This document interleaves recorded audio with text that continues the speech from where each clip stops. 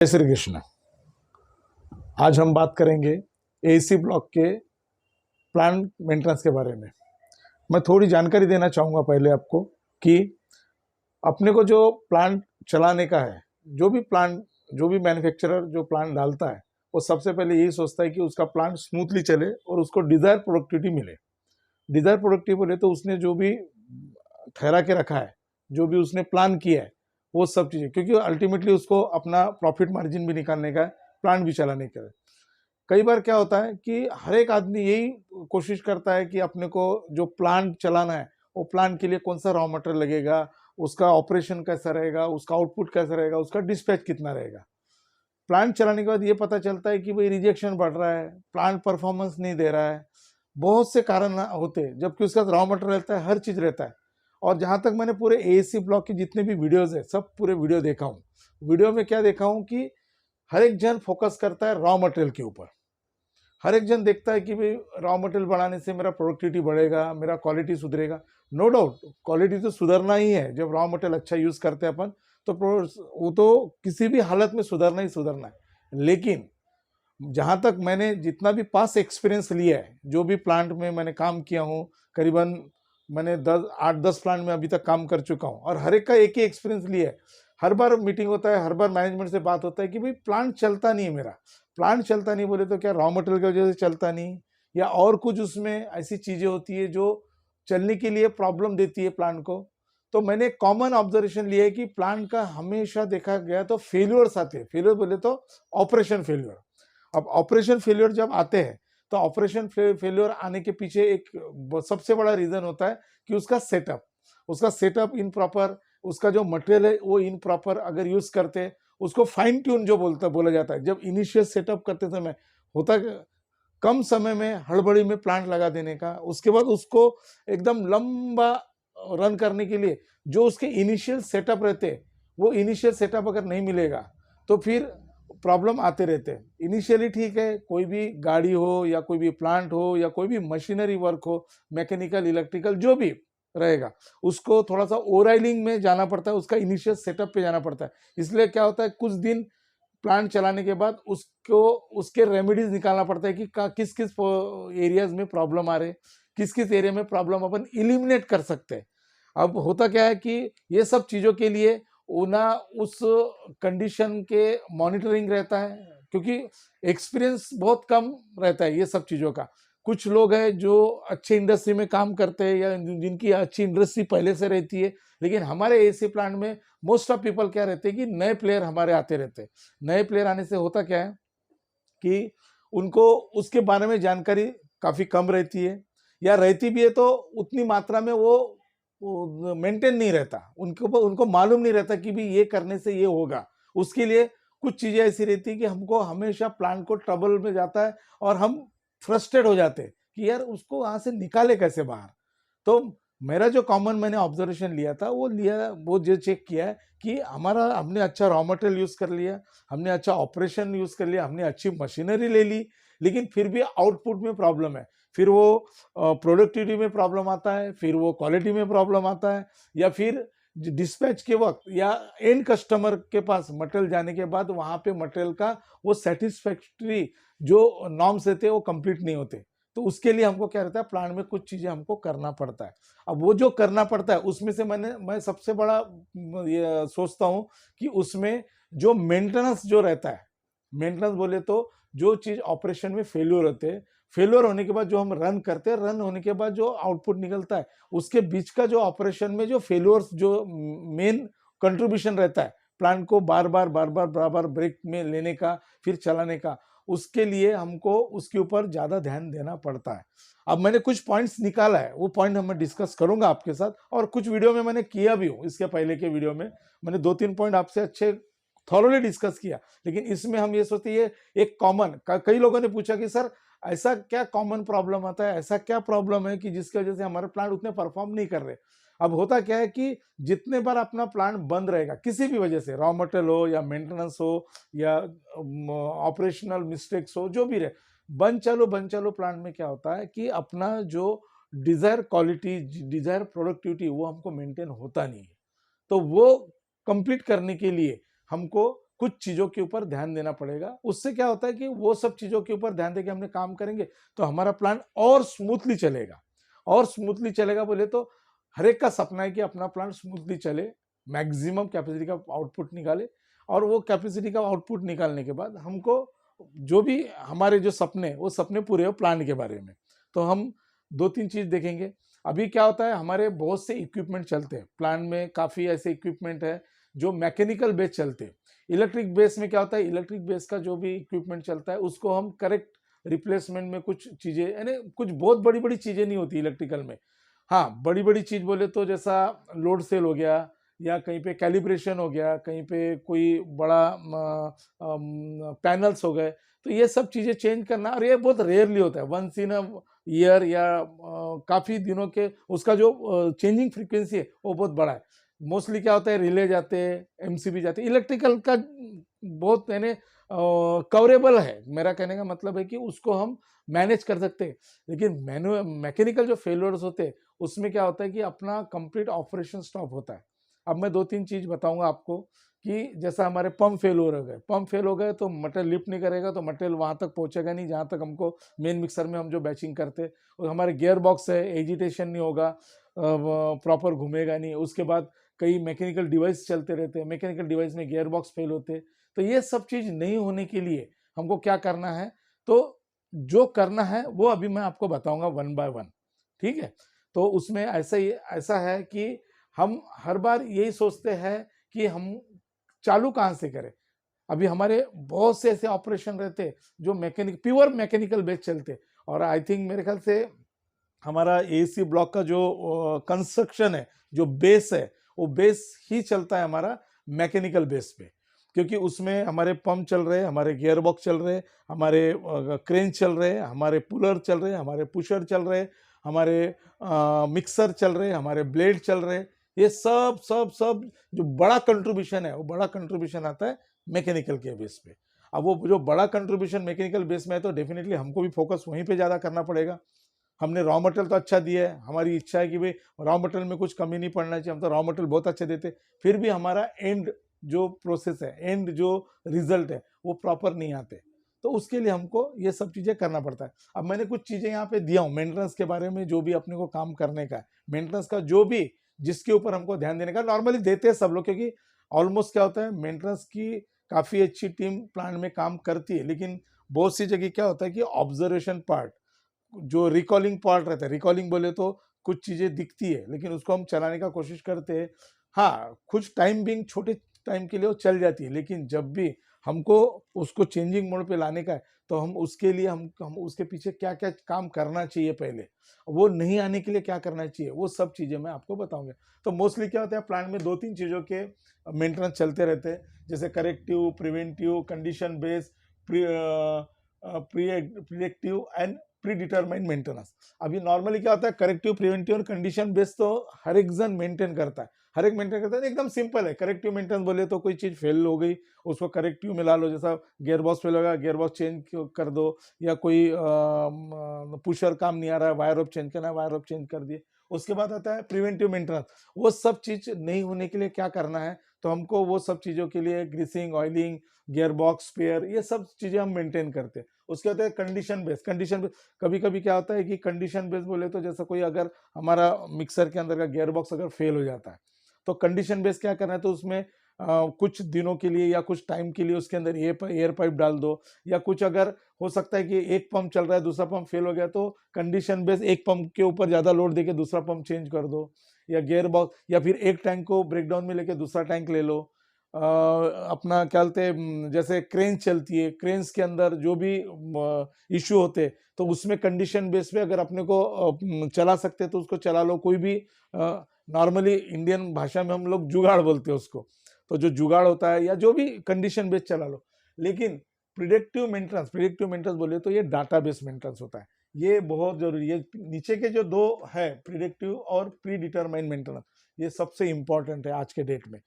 अभी तक हम लोगों ने ये काम किया, ये लोग काम करने के बाद भी अगर रिजल्ट नहीं आ रहे तो इसके ऊपर, और मेरे हिसाब से तो ये पांचों के पांचों अगर मेंटेन करते हैं तो मुझे लगता नहीं कि तो अपने नज़र अपने प्लांट में या अपने सामने कुछ मेजर मेंटेनेंस आने का चांस है। तो मैं इन दोनों के बारे में बता दूं आपको। सबसे पहले प्रिडिक्टिव मेंटेनेंस बोले तो डाटाबेस मेंटेनेंस होता है। डाटाबेस बोले तो अगर कोई गियर बॉक्स लगा दिया, कोई भी चीज अपन मैकेनिकल इंस्टॉल कर दिए, तो उसके लिए क्या होता है, उसके लिए सबसे पहले उसका डाटा कलेक्ट करो। वो मेक क्या है, कहाँ से अवेलेबिलिटी आती है, उसका हिस्ट्री कार्ड है, कब हमने लगाया, उसका चेंजिंग मोड कब है, ये सब सब सब सब सब चीजें उसके अंदर आती है। वो होते डाटाबेस मॉनिटरिंग जो होता है, वो कितना घंटे चला, उसका वर्किंग, उसका लाइफ कितना है। एक बेरिंग डाला है, बेरिंग का लाइफ कितना होता है। बेरिंग बोले तो मैं ये नहीं बोलता कि बेरिंग आपको 2-2 4-4 महीने में चेंज करना है, लेकिन कभी कभी लोड पे बेरिंग चलते रहते हैं। लोड पे बोले तो जैसा हमारा टिल्टिंग क्रेन है, टिल्टिंग क्रेन के ऊपर पूरा वेट मोल्ड उठाना है, वेट मोल्ड रन करने का है, उसके ऊपर बेरिंग के ऊपर लोड बहुत ज़्यादा रहता है, तो उसका भी एक अपने को शेड्यूल बनाना पड़ता है, जो मैं बाद में बताऊंगा, आप आने वाले वीडियो में वो भी एक्सप्लेन करने वाला हूँ मैं। तो ये सब चीज़ें। और प्री डिटरमाइंड मेंटेनेंस बोले तो ये शेड्यूल रहता है। शेड्यूल बोले तो ये करना ही करना है, भले ही फेल हो या न हो, उसको करना ही करना है। हमने शेड्यूल बना दिए, हर चीज का एक शेड्यूल बना दिए। जैसा हमने अपने ड्यूटी का शेड्यूल बना दिए प्लान में, कि हमको 9 बजे या 8 बजे आना ही आना है, ये शिफ्ट हमको 8 बजे चालू करना ही करना है। तो उसमें क्या होता है कि अगर ये सब चीज़ें अगर बता दिए कि हमको 8 बजे आना ही है, भले तुम्हारा प्लांट ब्रेकडाउन में हो या तुम्हारा प्लांट स्मूथ चले या तुम्हारे प्लांट का कंडीशन कुछ भी हो, लेकिन हमको अपने ड्यूटी पे उतने टाइम पे आना ही आना है। वैसे ही हमारा प्री डिटरमाइंड मेंटेनेंस होता है प्लांट के अंदर, कि हमारे इक्विपमेंट, अगर हमारा गियर बॉक्स परफॉर्म भी कर रहा है, अगर उसका लाइफ वहाँ पे खत्म हो रहा है, हमने कट ऑफ डेट दे दिया है वहाँ पे, तो उसको चेंज करना ही करना है। क्यों? क्योंकि उसके लिए हम इंतजार नहीं करेंगे कि उसमें कुछ आवाज आए या फेल्योर मोड में जाए या उसका कुछ प्रॉब्लम हो। हाँ, मैं ये मानता हूँ कि भाई उसके पहले करेक्टिव मेंटेनेंस के लिए ऐसे कुछ चीज होती है। और सबसे पहले प्री डिटरमाइंड मेंटेनेंस में सबसे बड़ा रहता है मॉनिटरिंग। जिस एरियाज में सबसे ज्यादा अपने ब्रेकडाउन्स होते हैं, पंप फेल्योर हो, गियरबॉक्स फेल्योर हो, क्रेन फेल्योर हो, या रोप फेल्योर हो, पुशर फेल्योर हो, वो सबसे पहले प्री डिटरमाइन पर सबसे पहले नोट डाउन करना पड़ता है कि हमको किसके ऊपर सबसे ज़्यादा काम करना है। उसके लिए ये प्री डिटरमाइन मेंटेनेंस का बहुत ज़्यादा कंट्रीब्यूशन होता है, वो करना ही करना है। तो ये जो दो चीज़ें मैं बता रहा हूँ आपको, जो लास्ट की मैं बार बार क्यों बोल रहा हूँ, दो चीज़ें, इसमें से हमने काफ़ी प्लांटों में इसके ऊपर हमने काफ़ी काम किया, और ये दो के वजह से ऑलमोस्ट 50% ब्रेकडाउन, उनके जो 50% ब्रेकडाउन थे वो कम हो गए थे। ये तो वो कर ही रहे थे, यानी ये दो चले थे, फिर उनके उसके बाद ये दोनों के ऊपर उन्होंने काम किया। नॉर्मली क्या होता है कि भाई अपना जो मैकेनिकल फेल्योर जो होते हैं या इलेक्ट्रिकल फेल्योर होते हैं या ब्रेकडाउन जो होते हैं, उसमें क्या होता है, उसमें सबसे बड़ा नुकसान ये होता है कि हमारा सब वाइस वर्सा डायरेक्ट हमारा प्रोडक्टिविटी डाउन होता है। हमारा प्रोडक्टिविटी डाउन होता है। प्रोडक्टिविटी डाउन होने के बाद अगर कोई, जैसा हमारा कटिंग मशीन है, एक कटिंग मशीन के ऊपर मल्टीपल ऑपरेशन रहते हैं, sliding operation, cam operation, moving operation, upward downward direction, बहुत से होते हैं। अगर वहाँ पे किसी एक ऑपरेशन में भी प्रॉब्लम आ जाता है, तो अपने पीछे में जितने भी कास्टिंग किए हुए जो मोल्ड रहते हैं या जो भी हमने प्री प्रोडक्शन जो बना के रखा रहता है, प्री प्रोडक्शन बोलते हो, प्री प्रोडक्शन जो बना के रखा है, उसके ऊपर बहुत ज़्यादा इफेक्ट आता है, उसकी क्वालिटी भी मार खाती है। तो इसलिए हमको ये सब चीज़ें मेन, यानी क्या है, अपने प्लांट में सबसे मैंने कॉमन चीज़ देखा है कि हमारे प्लांट में ऑब्जर्वेशन और उसको रिकॉर्ड करना, ये हमको डेली यानी 7/24 में हमको करना ही करना है। उसमें सबसे बड़ा फायदा क्या होता है, अगर मॉनिटरिंग, जरूरी नहीं कि अपन खुद गए और अपने को दिखा तो ही काम करने का था। कई बार होता है कि उस एरियाज में जो लोग काम करते रहते हैं, उस एरियाज के जो एक्सपीरियंस बंदे होते हैं, जो ऑपरेटर होते हैं या सुपरविजन वाले करने शॉप फ्लोर पे जो ज़्यादा सबसे ज़्यादा, तो उनसे इनपुट बहुत अच्छा मिल जाता है अपने को। वो इनपुट के ऊपर हमेशा ध्यान रखने का अपन ने, उनका छोटा सा भी अगर उन्होंने इन्फॉर्मेशन, अपने लिए अपॉर्चुनिटी रहता है as a maintenance side. Because क्या होता है कि अपने को आने वाला जो ब्रेकडाउन होता है वो कितना बड़ा रहेगा, कितना सीवियर रहेगा, उसकी वजह से कितना इश्यू आ सकते हैं, ये सब चीजें हम लोग उसी समय इलिमिनेट करते हैं। नो डाउट कि आप उसी वक्त एक्शन लो उसके ऊपर, आप उसके ऊपर आप पहले प्लान करो, प्लान करके आप देखो, टाइम मांगो, उतना टाइम के लिए मल्टीपल जगह पे काम करने के लिए आप उतना टाइम प्रोडक्शन वाले से ले लो, ये सबसे बेस्ट रहेगा। क्योंकि क्या होता है, वन बाय वन आप फेल्यूर लेंगे, अगर उसके लिए अलग अलग टाइम लेंगे तो आपका डाउन टाइम बढ़ेगा, प्रोडक्शन कम हो जाएगा। रेदर देन अगर उससे अगर अपन बात करते हैं कि हमको भाई 1 घंटा 2 घंटे का ब्रेकडाउन दे दो, 1-2 घंटे का डाउन टाइम दे दो, उसमें हम 4 काम करेंगे और अपनी टीम 4 जगह लगा के हमने काम किया, तो हमारा ब्रेकडाउन भी बचता है, प्लान का परफॉर्मेंस भी इंप्रूव होता है, और प्लान, हर चीज प्लान करने के बाद उसका जो रिजल्ट है वो एकदम ड्रास्टिक इतना सुपीरियर में आता है कि उसको फिर अपन उसके बाद फिर पीछे मुड़ के अपन देख नहीं सकते, इतना सुपीरियर आता है। वो होता है ना, हर एक को ऐसा लगता है कि भाई लंबी रेस का घोड़ा जिस तरह दौड़ता है रेस में और जो फिर विन विन सिचुएशन में जाके विन हो जाता है, वैसा हर एक मैनेजमेंट, हर एक फैक्ट्री मैनेजर, हर एक employ, right from top to management level तक जितने भी लोग हैं, हर एक को ऐसा लगता है कि उस तरह से हमारा प्लान चलना चाहिए। भाई हमने आज अगर प्लान कर लिया, एटलीस्ट कम से कम नहीं 100% तो 90% तो भी हमारे प्लान ने आउटपुट देना ही देना है।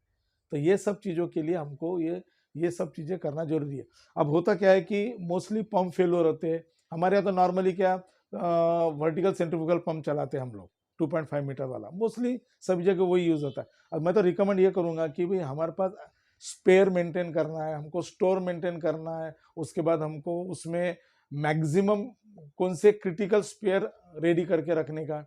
ये सब चीज क्यों बता रहा हूँ आपको, उसके पीछे रीजन है। उसके पीछे रीजन ऐसे है कि हमारे पास अनएक्सपेक्टेड ब्रेकडाउन आने के चांस बहुत कम हो जाते हैं।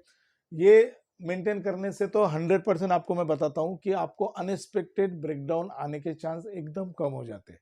ये तो मैं बिल्कुल लिख के दे सकता हूँ ये कैसा बनाने का। उसके बाद इसमें शेड्यूल बन जाता है, इसमें डाटा मिल जाता है तुमको, इसमें प्लान की पूरी हिस्ट्री मिल जाती है। आप आधी रात को भी अगर पूछेंगे कि भाई हमको ऐसा ऐसा ऐसा करने का, हमारा कौन सा इक्विपमेंट कितने घंटे से चल रहा है, वो इक्विपमेंट में क्या इश्यू आ सकता है, अगर किसी कारणवश अगर वो परफॉर्म नहीं किया तो हमको आधी रात को उसमें से पूरी हिस्ट्री आपको मिल जाती है। उसके बाद होते हैं अपना सबसे मेन यानी क्या होता है, इनिशियली मालिक ये करता है, मालिक क्या होता है उसका मैक्सिमम पैसा वो प्लांट में लगा देता है कि चलो भाई हमने ये सेटअप कर लिया पूरा सेट होने के बाद, और उसके बाद फिर ब्रेकडाउन आते हैं, अगर उसको इनपुट नहीं मिलता, उसका मनी रोल नहीं होता, तो उस समय क्या होता है फिर वो भी थोड़ा सा सोचता है कि अरे यार ये क्या मैंने प्लान लगा के कहीं गलती तो नहीं कर दिया। ऐसा नॉर्मली होता नहीं, हर चीज प्लान से करेंगे हम लोग। हम प्लान करते बोले तो एक मैं प्लान का एक एग्जांपल आपसे शेयर करना चाहूँगा। प्लान बोले तो हमको प्लान मिलता है कि हमारा जो डिस्पैच जो होता है वो किस प्लान के हिसाब से होगा, कौन सा मटेरियल कहाँ पे जाएगा, वो भी तो प्लानिंग में होता है ना। वैसे ही अंदर में प्लानिंग करना पड़ता है, प्रोडक्शन का भी प्लानिंग होता है कि हमको कौन सा मटेरियल कब काटने का है, कौन से साइज का मटेरियल निकालने का है, कौन से ग्रेड का निकालने का है। हम यानी हम जब स्लरी बनाते हैं, फ्लैश का जब स्लरी बनाते हैं, वो भी प्लान रहता है कि हमको इतने डेंसिटी का ही मटेरियल चाहिए। तो हम मेंटेनेंस में प्लान करना बहुत जरूरी रहता है। उसमें क्या होता है कि हमारा जो एक्सेस खर्चा होता है मेंटेनेंस के ऊपर, बेरिंग फेल हो गया या बाकी इक्विपमेंट हो गए या बाकी और चीज़ें हो गए, वो सब चीज़ें हमारे कम हो जाती है उसमें, सबसे मेन है।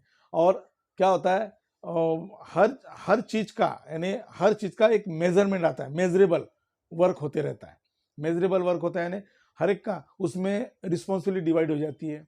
रिस्पॉन्सिबिलिटी डिवाइड होती है बोले तो एरियाज वाइज हम लोग रिस्पॉन्सिबिलिटी डाल सकते हैं कि किसको क्या कर, किसको कौन सी रिस्पॉन्सिबिलिटी देना है। एक हम लोग मीटिंग में हमको एक एजेंडा मिल जाता है, हमको आज के डेट का टारगेट मिल जाता है। हम ये सोच सकते हैं कि भाई हमको आज के डेट में किस चीज पे ऊपर फोकस करना है। ये सब चीजों के लिए हमको ये मेंटेनेंस करना ही करना है। मैं ओवरऑल मेंटेनेंस के बारे में, मैं किसी टॉपिक को लेके या किसी चीज को लेके मैं आज मेंटेनेंस के ऊपर बात नहीं कर रहा हूँ।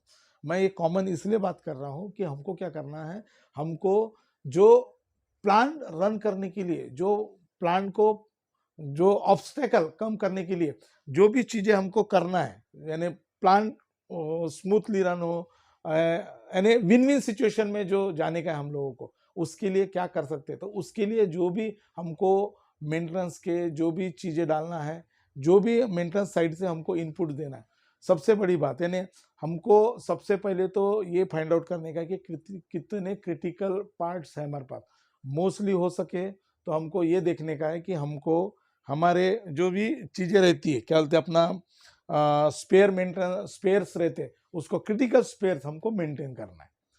क्रिटिकल स्पेयर मेंटेन करने के पीछे रीजन ये रहता है कि हमको बहुत कम समय में, बहुत कम टाइम में हमको उस इक्विपमेंट को रन करने के लिए आ सकते हैं। मोस्टली क्या होता है कि दिन के कंपेयर में जब नाइट शिफ्ट चलती है, और नाइट शिफ्ट में अगर कोई फेलियर आता है तो दिन का जो ब्रेकडाउन है वो 1 घंटे का रहता है, नाइट का ब्रेकडाउन वो डबल या ट्रिपल में चले जाता है due to unavailability of material. Unavailability of material क्या होता है कि भाई ये सब चीज़ें हमको पहले से ही रेडी करके रखना है। दिन का क्या रहता है, दिन में हेल्पिंग हैंड भी ज़्यादा रहते हैं, नाइट में हेल्पिंग हैंड कम रहते हैं। तो वो सब चीज़ों को ध्यान में रखें। हमको चारों बाजू से हम जब सोचेंगे प्लान के बारे में, चारों बाजू से right from gate to dispatch, वहाँ तक हम जब सोचेंगे तो उस समय हम 100% बोलते हैं कि हम लोग अपने प्लान को उस लेवल पे लेके जा सकते हैं जो हमने सपने में देखा है। हम क्यों ऐसा सोचते हैं? क्योंकि हमने कुछ सपने लेके हमने प्लान को डाला है। मैनेजमेंट भी सोचता है कि चलो यार, और अच्छा, मैनेजमेंट का भी उतना ही कंट्रीब्यूशन रहता है उसमें जितना कि वहाँ शॉप फ्लोर पे जो लोगों का कंट्रीब्यूशन रहता है। मैनेजमेंट साइड से भी जब मैनेजमेंट के सामने हम लोग प्रेजेंट करते हैं, हम लोग अपने प्लान का परफॉर्मेंस प्रेजेंट करते हैं, हम डेफिनेटली बोलते हैं जब हमारा प्लान का परफॉर्मेंस अगर हाइयर साइड में रहेगा तो 100% मैनेजमेंट को बोल सकती है सर इसमें हम लोग इम्प्रूवमेंट, इसमें मॉडिफिकेशन, इसमें कुछ अच्छा सा करके हम लोग इसको और इजी चला सकते हैं प्लान को। ये जो एएससी प्लांट के जो ऑपरेशंस है वो नेवर एंडेड है। जब इनिशियली जब एसीसी प्लांट के जब प्लांट चल रहे थे तो फुल्ली मैनुअल चलते थे, उसके बाद फिर सेमी ऑटोमेटिक, फिर ऑटोमेटिक। अब तो ऐसा हो गया कि अभी रोबोटिक में आने के लिए सोच रहे बाकी लोग। अभी मैं बाहर में भी काफ़ी लोगों से कांटेक्ट में रहता है, तो कांटेक्ट में रहने का तो हमको पता चलता है कि रोबोटिक मोड में चलाते। मैंने जहाँ तक मुझे मालूम है, मैं चाइनाज में या मेरे जो कलीग्स है एक दो तीन जन, उन्होंने बोला है कि उन्होंने वीडियो भी काफ़ी लोगों ने शेयर किए मुझसे। उन्होंने कहा है कि प्लांट में खाली 4 से 5 आदमी चलाते हैं, वो भी एक आदमी 2 से 3 ऑपरेशन, क्योंकि वो ऑटोमाइज कर दिया उन्होंने। उनको मालूम है कि ये सब चीज़ें उसके हिसाब से चलना है। हम भी कर सकते हैं, ऐसा नहीं, लेकिन हमारा वही है कि हम पहले मेंटेनेंस साइड से इतने स्ट्रांग हो जाए, हमारे जो इक्विपमेंट है हमें परफॉर्मली हम लोग उसके ऊपर काम करें, हमारे इक्विपमेंट भी परफॉर्मली अगर काम करते हैं तो 100% हम बताते हैं कि हमारा प्लांट उस लेवल पे जाने में कोई भी दिक्कत नहीं। सबसे ये है। और सबसे मेन चीज़ ये है कि भाई हम जिस दिन अगर ये सब के बारे में हम लोग सोचेंगे, उसमें हमारा स्किल भी इम्प्रूव होता है, उसमें प्लान का भी ये होता है। उसके बाद अभी मैंने 2-3 चीज़ें आपको बता दी है कि हम लोग किस तरह से अभी प्लांट को चलाने के लिए रॉ मटेरियल भी मेरा अभी इस वीडियो का जो भी सारांश है उसके बारे में आपको मैं बता रहा हूँ कि मैं जो प्लान मेंटेनेंस के बारे में जो बात कर रहा था उसमें रॉ मटेरियल भी उतना ही ज़रूरी है, ऑपरेशन भी उतनी ज़रूरी है, उसका मेंटेनेंस भी उतना ही ज़रूरी है। उसके बाद उसके जो सिस्टम बोले तो जो इसके डाटा बेस हो गया, जो कंडीशन बेस हो गया, जो भी चीज़ उसके बेस में जो हम लोग काम करेंगे वो भी उतना ही ज़रूरी है। और डेफिनेटली बता रहा हूँ, आग बंद करके आप एंड प्रोडक्ट तक जाएंगे तो एंड प्रोडक्ट भी उतना ही सुपीरियर, उतना ही अच्छा, उतना ही क्वालिटी नंबर 1 वाला मिलेगा जब हम लोग इतना मेहनत पीछे में करेंगे उस समय। तो बेस्ट है कि हम लोग ये सोचेंगे कि हमको जो करना है। और इसमें ये सब चीज़ों में एक चीज़ बताना आपको मैं भूल ही गया कि इसमें अपना भी स्किल बढ़ता है, अपना भी नॉलेज बढ़ता है, अपन भी सुपीरियर होते हैं। क्यों? अपन खुद ही इतना काम करने के बाद खुद ही अपन प्रिडिक्टेड मोड में चले जाते हैं कि हमको मालूम है कि हमको ये करना है, शेड्यूल में बैठ जाते हैं, कुछ नई चीज़ बताने की जरूरत नहीं पड़ती। मेंटेनेंस का शेड्यूल आ जाता है, क्लीनिंग एंड मेंटेनेंस का शेड्यूल आता है, क्या चेंज करने का वो शेड्यूल आता है, इस मेंटेनेंस में क्या चेंज किया, अगले मेंटेनेंस में क्या करना है। हमारी इन्वेंट्री डाउन होती है, डाउन टाइम डाउन हो जाता है, प्रोडक्ट क्वालिटी सुधर जाता है। तो ये सब चीज़ों के लिए हमको प्लांट मेंटेनेंस करना है। तो मेरा जो सपोर्ट रहेगा आप लोगों को, ये हमेशा मैं टेक्निकल साइड से जितना इनपुट दे सकता हूँ, इसके पहले के वीडियो में भी मैं काफ़ी बार आपको बता चुका हूँ। तो जो भी टेक्निकल सपोर्ट रहेगा 100% मैं support as a video through, ऐसा भी मैं आपको सपोर्ट 100% करता रहूँगा। और आने वाले वीडियो में और मैं इलॉबरेटली आपको सब चीज़ें मैं बताते जाऊँगा। तो डेफिनेटली आपको ये तो समझ में आ गया होगा कि प्लांट मेंटेनेंस के लिए बेसिक पिलर्स क्या है, उसके लिए क्या करना पड़ता है, और 1 बाय 1 उसको आप मैनेज करो, कोई इशू नहीं।